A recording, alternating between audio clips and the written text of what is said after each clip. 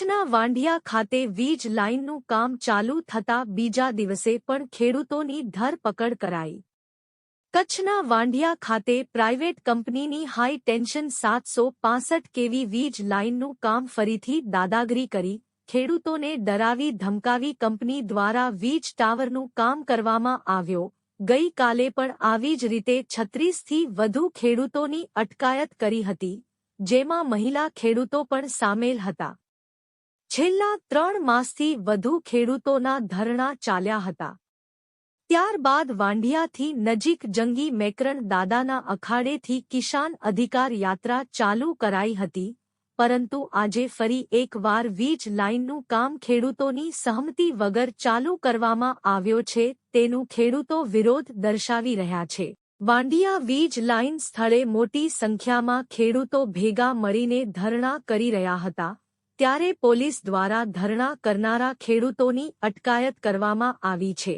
Company દ્વારા કામ ચાલુ છે। આજે અનેક કિસાન કાર્યકર્તાઓની ઘરેથી પણ ધરપકડ કરવામાં આવી હતી। ત્યારબાદ કંપનીના અધિકારી દ્વારા પત્રકારોને કવરેજ કરતા અટકાવવામાં આવ્યા હતા। પત્રકારો એ પ્રશ્નો પૂછતા ધરપકડ કરવાની ધમકી આપી હતી। અમે કાર નથી બોલા, અમે અમારા કામમાં રૂકાવટ નથી કરતા, તમારા નથી કરતા, શું કામ વચ્ચે તમે આવો છો? ये आ गया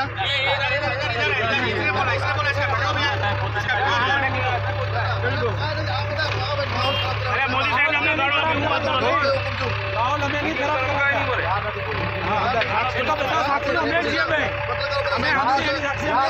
તમે એવું કીધું ભેંસ ચોટે ઉપાડી અને છે એક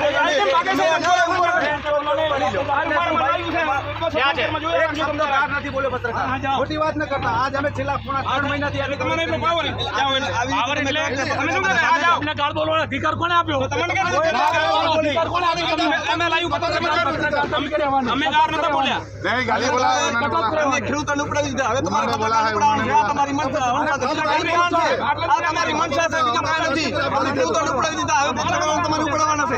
આ તમારી મનસા છે, તમે આવી રીતે લખો કરો એટલે ખેડૂતો ઉપડી જાય, નહીં ચાલે, બરાબર? મનમાની નહીં ચાલે। હા, તમે ખેડૂતોને બધાને ઉપડાવી દીધા।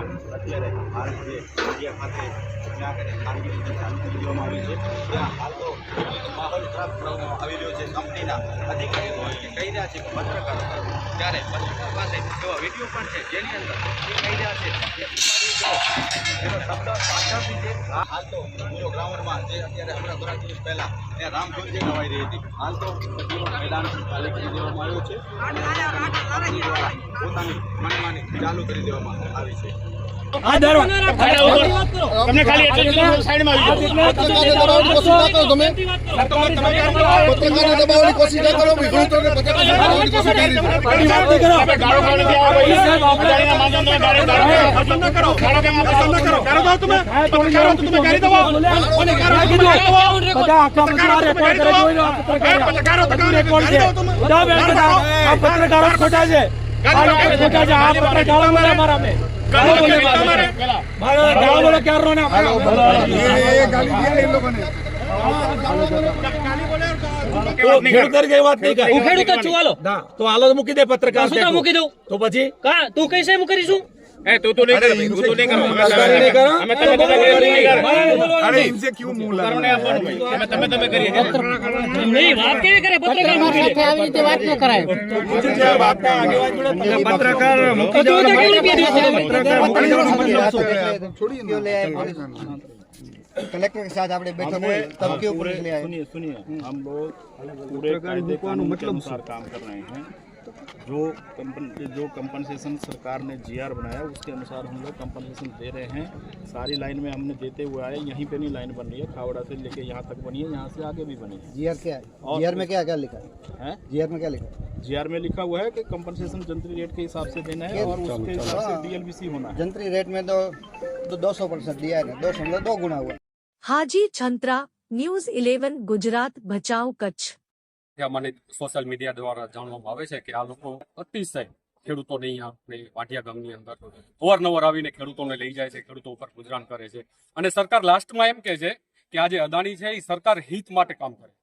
જો અદાણી સરકાર હિત માટે કામ કરતી હોય તો શું અમે ખેડૂત છે એ સરકારના વિરોધી કામ કરીએ છીએ? જ્યારે એનો રેટ તો અદાણી પોતે નક્કી કરે છે અને અમારા ભાવ છે એ તો સરકાર નક્કી કરે છે, બરોબર? તો અમે શું ખેડૂત વિરોધી છે? જો એ હિતમાં છે તો અમે હિતમાં છે. બે ભેગા બેસી અને સરકાર ખેડૂતોની જે માંગણી છે એ માંગણીને પૂર્ણ કરે અને પછી કામ કરે.